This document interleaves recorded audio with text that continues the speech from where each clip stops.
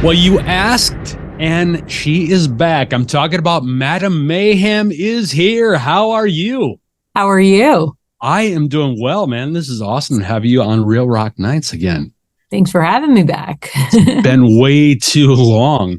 Another great song in the charts is called Get It Right, and we're going to get to that soon. But a lot of years have passed. I mean, you were back. It's been almost 3 years. It's freaking ridiculous, man. That's crazy. And people kept on messaging, why isn't Madam Mayhem been on yet? Why isn't that? Oh, that's nice. What are you doing? And like so okay, we're gonna get to that, but I want to give people and catch people up on what you're all about, man. Where exactly did you grow up? In New York City, and then right outside of New Jersey. I was back and forth. So I'm a New Yorker. And then a little bit of New Jersey as well. You are New York City. I didn't know if you were in one of the boroughs around there or, how it went. Now, what was it like where you grew up? What did you guys do when what did we do? I mean, for me, pick an age. What do you think? Yeah, right. Well, I did start working at a really young age in musical theater because I wanted to sing and perform my entire life. So it wasn't necessarily a normal thing. Like, basically, I still went to parties as a teenager and hung out with my friends and went out. But most of the time I really was like starting from, I don't know, maybe I was like 10 years old when I got my first like semi-professional gig. So wow. So I was at rehearsals, or I was in a musical theater show, or I was, doing something. So I it wasn't really the normal thing so much, but I still somehow, my parents are great and my family's really supportive. So I was still somehow able to have a normal childhood while still being able to work and balancing that. So, yeah. I get that. Was this, were you always interested in music, or was this something that where you were like, your family and parents were like, oh, you have to perform. You're so good at X, Y, and Z. No, I basically forced my parents into letting me do this. Honestly, like, it sounds silly, but for as long as I can remember, like my entire life, this is all I've ever wanted to do. I wanted to sing. I wanted to perform. I wanted to, write my own music. And being from New York in the New York area, they put you in musical theater or singing lessons, dance lessons, acting lessons, but musical theater is so big here. So that was like the first thing that I did. But I was always listening to rock and metal, like, at home. Okay. And so I knew that I always wanted to create rock music. It's just, the opportunities as a 10-year-old, there weren't that many options to do so.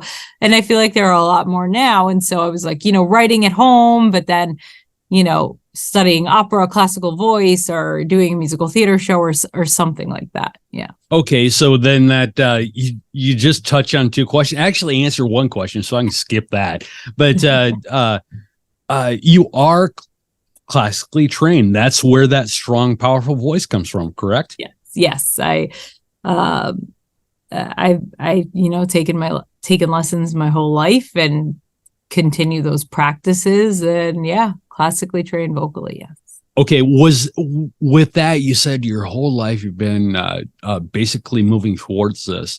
Was there ever that time when you're like, oh man, maybe I should have taken the safe route?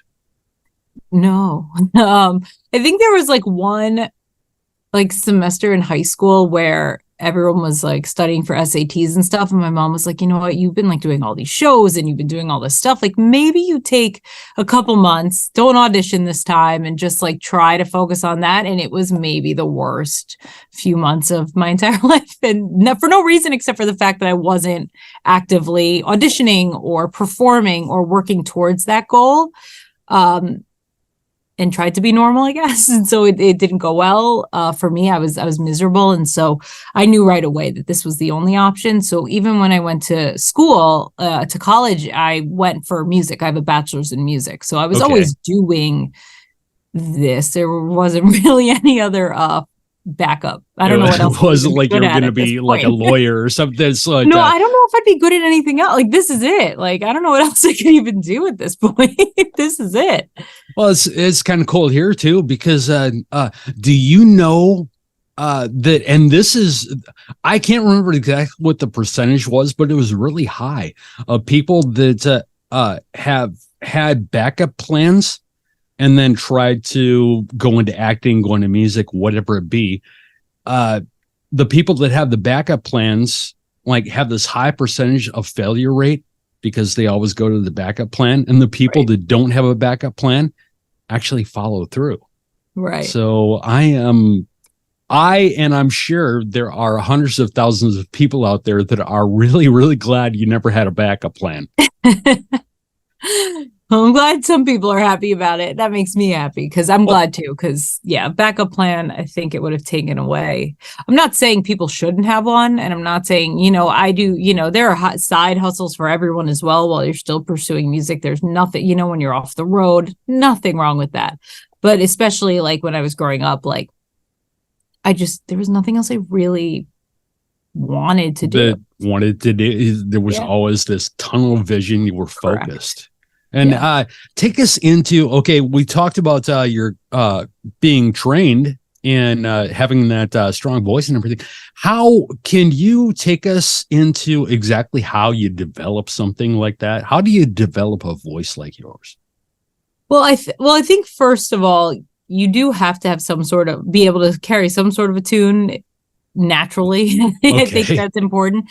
And I definitely had a very powerful voice to start with. I always got cast as like a really loud role. So I think that was all very natural. And I think there was a lot of like qualities that you kind of already have to have. But then with that, there's a lot of training, like, you do vocal warm-ups, you practice different types of songs. There's different, things. And then each voice is different, right? You can maybe sing certain ranges, certain, whatever, but you just got to keep practicing. And as you're a kid, I think it's easier. And then as you're an adult, just to keep, as long as you keep doing those vocal exercises and you keep caring for your, for your voice, it tends to stick around and sometimes even evolve into something even cooler. You get more out of it than you planned on later, because everyone's voice changes as they age, correctly? Yes, but even that, like, I know that I sing even differently now than I sang on my first album, and I think it's also the emotion of what I'm singing about. I think it's experience too. Like my first album, I wasn't touring all over the world. And so I knew how to use my voice then, but now I know how to use my voice slightly differently based on purely experience. So it is very interesting. Like if you listen to all my records, they don't all sound like, they all sound like me, but you can tell like there's a little something different each time. And I think even now my voice is evolving, even, however many years I've been doing this. Yeah. Well, then also something has to go into it too with attitude. I mean, when you reach that point where you're like, okay, I'm good. I've had this many albums. This many songs have been really successful. I'm a badass. Okay. I'm going to kick butt on this album, and so you kind of get that like attitude, like nobody's going to screw with me. I'm going to do what I want kind of. And do you kind of feel that sometimes where it's like, you write a song and you hit on exactly how you want the song to sound right from the get-go, and then you just put your attitude into it. And I think for me, each song, because I'm just getting more personal with every song that I write. And so whenever I'm singing it, it's very like therapeutic. And so I'm obviously trying to hit the right notes and thinking about that, but I really try not to be too analytical, which is hard for me to do because of all my training. But when I get into the booth, but even more so when I'm on stage, it's easy for me to just kind of switch and think about the music, think about what I'm saying, think about what I was feeling and the time that I wrote it or the moment that I'm writing about. And then that whole attitude just comes out. Yeah. And the reason I speak on attitude is it's so interesting over the years. Like if there will be an artist out there that they have their first song actually chart, and I go to one of their shows and I interview them, they'll be completely different than when I talk to them like a couple years on down the road, when they have like 3 albums under their belt and maybe an EP, and they've had like 3 or 4 charting songs. You can even hear it in their voice when I'm talking to them. And they kind of have this, I don't know, I guess not smugness, but kind of have this confidence in their voice that they never had before. It's almost like that little kid that tries to tell a story in class when they're in kindergarten. And then when they're in like 6th grade, they actually make sense as they speak. It's kind of like that in a less drastic way. And that's kind of weird how attitude can come into so much about it. Now let's get to Get It Right. This song, it grabs you. As soon as it comes on, you have that guitar that grabs you and pulls you to the song, and then you slow down a little bit. And is this like, I almost get like a sense of desperation. Is that what you were going for? Oh, for sure. The beginning of the song and most of the song is absolutely that. Yes. Okay. And where exactly did the song come from in your head? Is this like an experience? Yeah. And it kind of evolved. When I first started writing the song with Sahaj, you know, this is a weird situation where this song took years to complete. So we first met and started writing this song, and it was about one thing.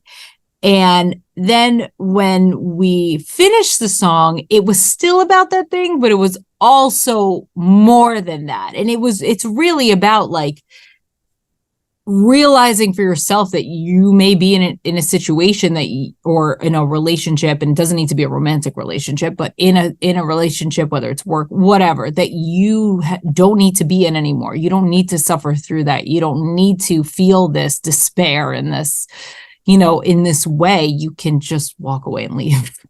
And like, but then from that, you're kind of questioning yourself because of that situation. Like, oh, did I make the right choice? Or, you know, all of those things that we all do and internalize and question. And then at the end, yes, breaking free, made the right choice. So yes, it was a journey, literally, and in the song.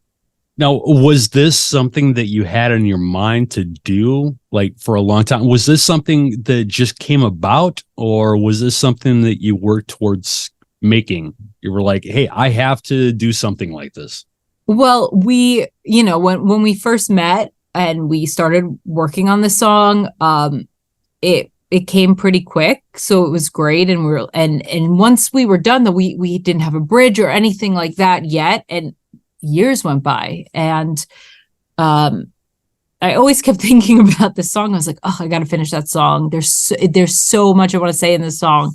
Oh, this is such a great song. And then finally I ran into Sahaj on Shiprocked. We were both stowaways in, what was it, 2021? No, 2022. And I said to him, like, hey, good to see you. Of course, you know, we hadn't seen each other yet. I was like, you know that song we started? Like, I need to finish that song. Like, I love that song. He was like, all right, let's go finish it. And we literally finished it on the boat. On the boat?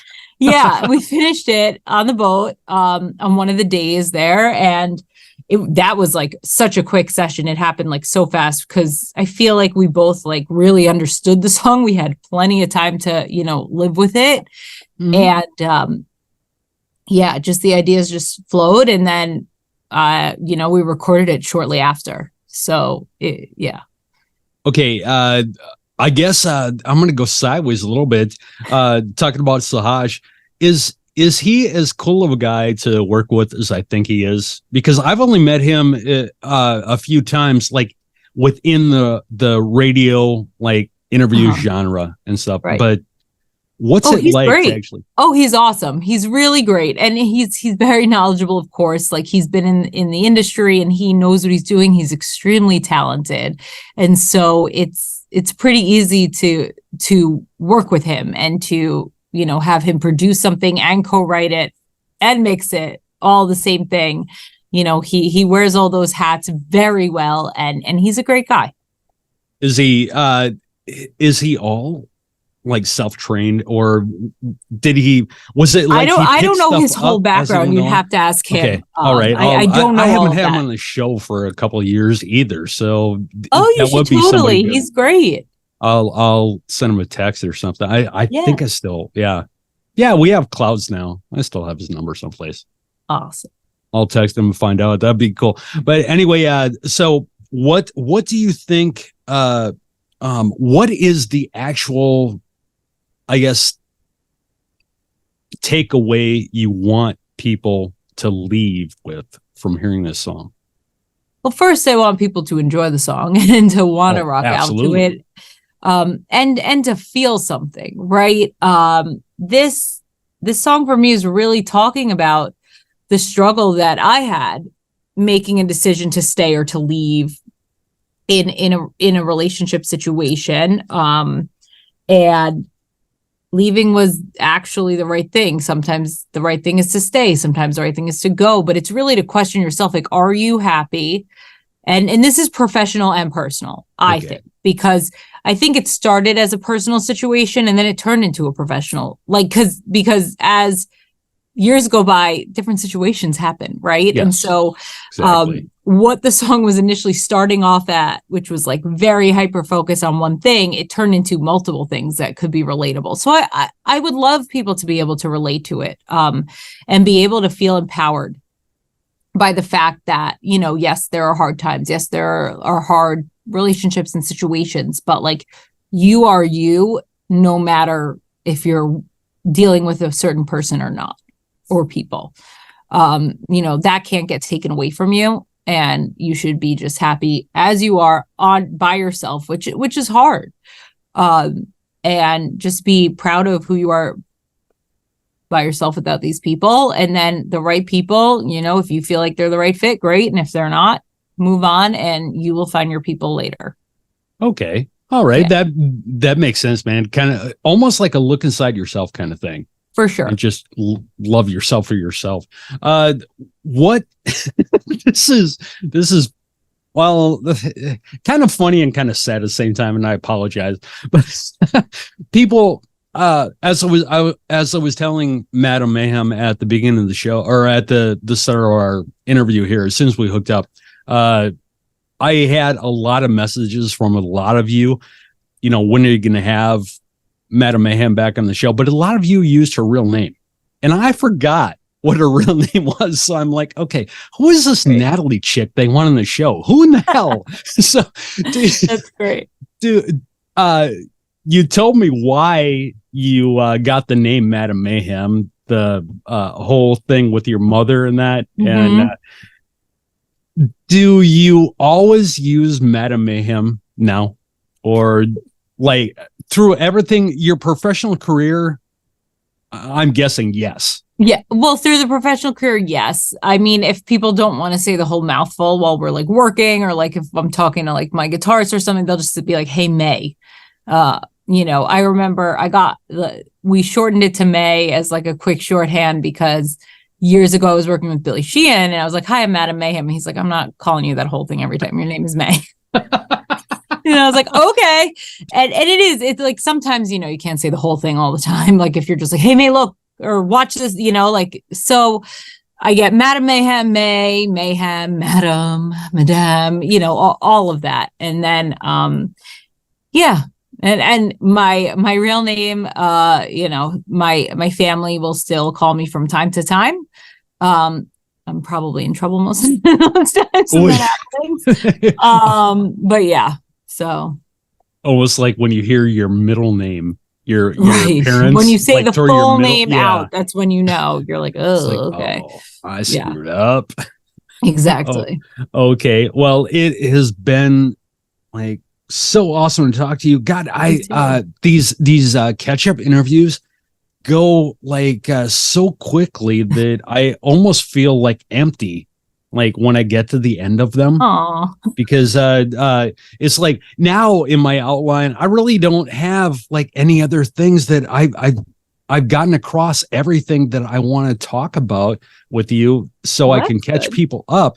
And now, like in my outline, I'm at the point where we start talking about your tour, your live shows, right? socials and stuff. And now it's almost like I feel incomplete. I feel like I should be talking about more stuff with you. But what are we looking at in tours and live shows? Let's head to, we're so far through 2023. Let's head to 2024. What is in the works? Well, what can you tell me? Yeah, well, we will be releasing new music, so stay tuned for that. We're actually going to be filming some stuff tomorrow for those new music situations that I can't speak on yet, but it's happening. We're also already booked and announced for that music festival Throwdown at the Campground in June of 2024. So people can go to my website, madammayhem.com, and it's already up. So you can check that out. There's so many cool bands that are going to be there. It's a really cool, intimate experience for real, rock and metal fans. So people should check that out. And we're trying to book a bunch of shows and tours. In the meantime, there's a few things that we've submitted for, a few things in the works that I can't say yet. Okay. But yes, we are planning to be on the road in 2024. So everyone just needs to keep an eye out to see. Okay. All right. And last time you were on, I have a problem enunciating a lot of times. Last time it happens, you talk all day, so it's hard. Yeah. You're gonna get lacy mouth after a while.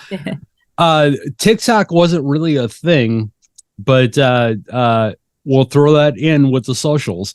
What socials should people use to keep up with Madam Mayhem? Honestly, I think I'm on everything now. I think I've caught up. Okay. I would say for everyone to go to madammayhem.com first, and then all the links should be there. So that's MADAMEMAYHEM.com. And, Instagram, Madam Mayhem, Facebook, Madam Mayhem, TikTok is Madam Mayhem Official, YouTube is Madam Mayhem Official. People should check out the video for Get It Right if they haven't seen it yet. It's really cool. It's something different than what we've ever done before. It's like this cool stop motion, animated. It's really cool. So people should just watch it. If you like the song, I think you'll really enjoy the video. What is it? X now? I'm on that too still. Mayhem Official. X. Yes. And are there more? Are there any more? Am I missing something? Do you have a Discord? That's the only thing I can't think of. Oh gosh, I didn't catch up. I'm behind again. I do not, but it's all those other ones you can and reach out. Yeah. And reach out. Patreon. Do you have one of those? Oh, I do. I do have a Patreon. Madam Mayhem does have a Patreon people can go to. We have, it's relatively new and we're really loving it. Like, I love everyone who goes on social media will see I do my best to answer everyone. It is me 99% of the time. So, and I'm always checking. So people reach out, say hi, whatever. I'll do my best to answer you as fast as possible. But with Patreon, it's really cool because we get to really get a more personal, conversation with people that listen to my music. Okay. Which is really great because I love seeing people at shows and meeting them at the merch booth. I always go to the merch booth after our set because I love talking to fellow rock and metal lovers. And so I think Patreon's really cool because I get to know people more, they get to know me more, and I get to shoot like exclusive content just for them. And it's a really cool community. So that we're just starting to build. Do you ever have times where like maybe you talk to somebody on Discord and then they're at a show and they're like, hey, remember me? We talked on Patreon. Yeah. I don't have Discord, but on Patreon, yes. I was texting with people. We did like a short run recently and I was messaging with them, like, oh, I'll see you at the show. And it's really cool because then you get to like see your friends in person. Actually interact. And it's awesome. And it supports us too. So we can keep giving people new music and more importantly, getting out on the road because Yeah, it helps. Every penny helps for us. Every penny helps. The road is important because that's where you make your money. It's not through streams and albums and stuff anymore. And I try to get that across to people all the time. And if they are going to buy like the albums, definitely get them from the merch booth or your website. It's like what is it? The worst one that I heard of was YouTube. Everybody else is like 13 to 17 hundredths of a cent, but YouTube is what is it? You have to have 500 streams on YouTube to make $1. It's all of the streaming services. It's so funny because we always tell people like stream us on Spotify, make sure to save it on this one and that one. And that's what the promoters and the radio stations stuff look at is how many streams. I know. So it's like this double-edged sword. Like you want people to do that. And you also want people to have easy access to your music so that they can become a fan or like your song or just have it. But the shows are the best. Even me as like a fan going to a show, I like that way more. but yes, the streaming every year something new is more important than the next for an artist, like an independent artist like myself, in order to get the tour or do this. It's the amount of streams, the amount of who knows anymore, listeners, whatever. See, when I first started doing this show like 4 years ago, I did not understand anything about the streaming industry. I mean, I don't think anyone the did. Music streaming industry, like Spotify and Pandora and stuff. And then I can't remember what I had on. It was, I think it might have been Glenn Hughes or somebody like that. But anyway, he was like, oh, here's a check from Spotify. He's like, should I open it? Maybe I'll have enough money to buy you lunch. I was like, what are you talking about? It's pretty rough in terms of pay, but it does somehow help you get on the road in order to, well, and like I was saying, people look at those numbers too. I mean, and numbers all across the board. Like I've had a lot of artists don't understand that this is a syndicated radio show. This isn't a podcast. Right. And like I told you, I put the interviews up unedited on a YouTube channel for your fans and to watch the full thing. And I don't really do the whole like, share, and subscribe thing all the time. And I'm really not concerned about that. They're basically parked up there for your fans. Right. So I think we only have like a little over 1,000 subscribers. Well, I don't try. I have had artists that will not come on the show because we don't have enough YouTube followers. Yeah. See, that's It's weird. It's like, okay, it's like, and I actually asked one of my record reps, I was like, well, what should I start pandering to like these people that want me to have more followers or what? I don't run a YouTube channel. Right. Right. That's the thing. Like the artists have now become social media. I don't know what the word is, like social media marketer. It's like, I don't know. I mean, there are people for that, but like, it's social media part of my job now that I was never expecting to have to do. And I will work and I will do anything in order to continue doing music for the rest of my life. But I really thought that involved more music making and singing and performing and a lot less whatever's going on now. Yeah. Of the marketing. A lot less. Yes, yourself. Exactly.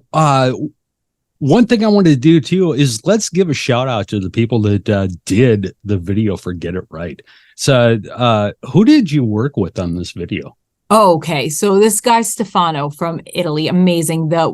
His website, all of the credits are listed on the YouTube like description. So you guys can click the link. It's Scene Films.